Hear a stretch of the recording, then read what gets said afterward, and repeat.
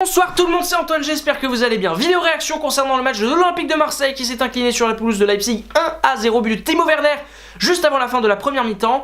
L'OM a perdu 1-0 et c'est pas complètement surprenant vu la compo de départ de Garcia. Alors, il aurait pu y avoir 0-0, ça aurait pas été du tout illogique, mais Garcia a mis une équipe très défensive, 3 défenseurs centraux, 2 latéraux, 2 milieux de terrain dont Zambon-Guissa, qui est pas le mec le plus offensif du monde, et puis une attaque à 3, Mitroglou, Payet au Campos, son Campos et Payet qui tournent autour de Mitroglou. Là, facile.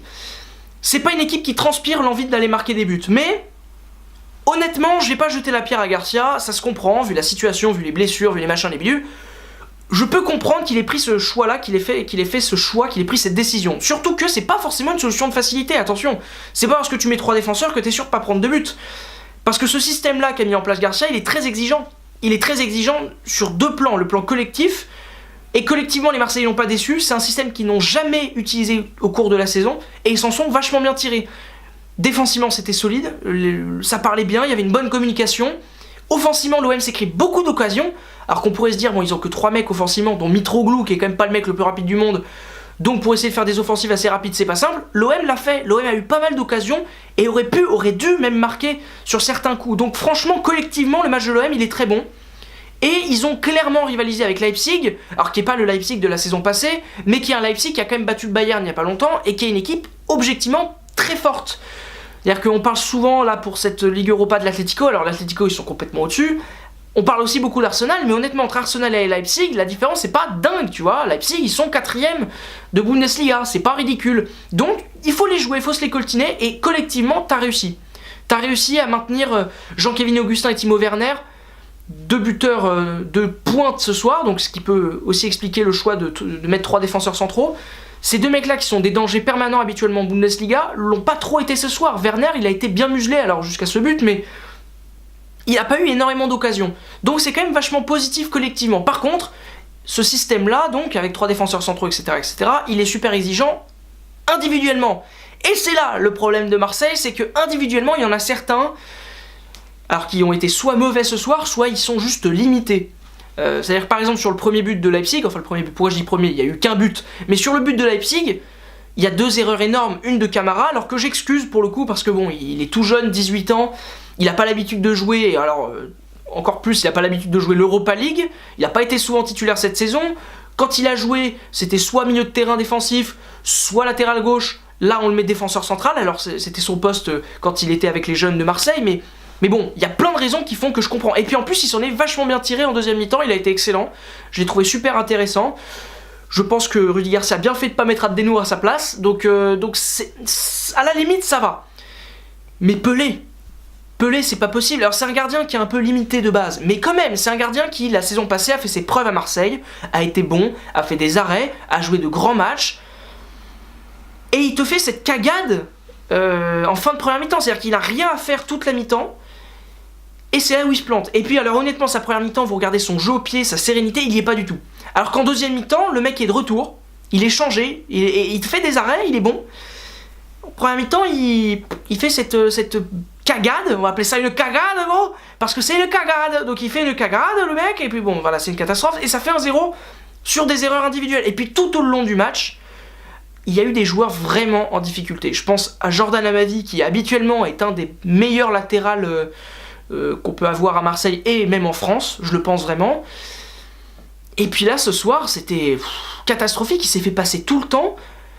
J'ai essayé de voir si c'était pas parce qu'Ocampos faisait pas les retours défensifs, mais Ocampos qui fait pas les retours défensifs, ça n'existe pas, donc il y a bien eu un problème à ma vie ce soir.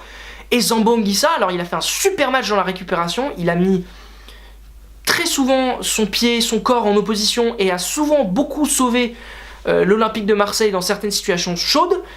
Mais alors à part ça, que d'erreurs de passe, que d'erreurs techniques. Il y a un moment, il y a un coup à jouer sur le côté droit, il a qu'à faire une passe simple à Bounassar pour le décaler, il la met en touche. C'est dommage. Tu sens quand même que quand Luis Gustavo est pas juste à ses côtés, bah c'est plus difficile. Sinon pour le reste, le match a été plutôt bon pour la plupart des autres joueurs. Luis Gustavo en défense centrale, on avait quelques inquiétudes, il a fait son match. Hiroki Sakai en défense centrale, on s'y attendait pas, il a été bon. Bounassar a été pas mal du tout. Alors il a fait du Bounassar, hein, mais il a plutôt bien fait, il a même touché la barre. Mitroglou a fait du Mitroglou, mais Malheureusement, quand t'es pas beaucoup servi, tu peux pas faire grand chose. Et il a failli marquer un but de grande qualité. Payet s'est démené. Ocampos il est juste monstrueux, Ocampos en ce moment, c'est dingue. Il court tout le temps, il fait tout le temps la différence ou presque, c'est impressionnant. Donc c'est pas si mal du tout. Maintenant, est-ce qu'il peut y avoir des motifs d'espoir pour le match retour? Honnêtement, oui. Parce que quand tu te souviens des 2 matchs qu'a fait l'OM au Vélodrome lors des 2 derniers tours, ça a toujours été de bons matchs. Et même s'il y aura des absences, peut-être pas Thauvin qui sera peut-être de retour, et ça ce serait quand même une bonne nouvelle pour l'OM si Thauvin revenait sur les terrains. Rami sera probablement absent, Mandanda aussi. Mais malgré tout, je suis pas trop inquiet pour ça, parce que ce soir les remplaçants ont plutôt fait le boulot. Et puis l'OM a toujours été performant à domicile en Ligue Europa lors des matchs à élimination directe. Attention, je mets cette nuance. Face à Braga, ça fait 3-0. Face à l'Athletic Bilbao, ça fait 3-1.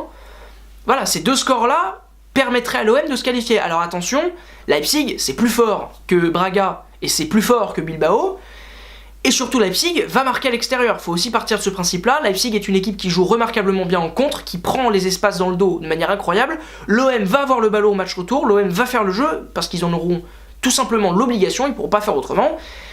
Et alors les courses dans le dos de Werner là, ouf, ça va vite, hein, ça va très très vite. Donc ça risque d'être un match un peu fou.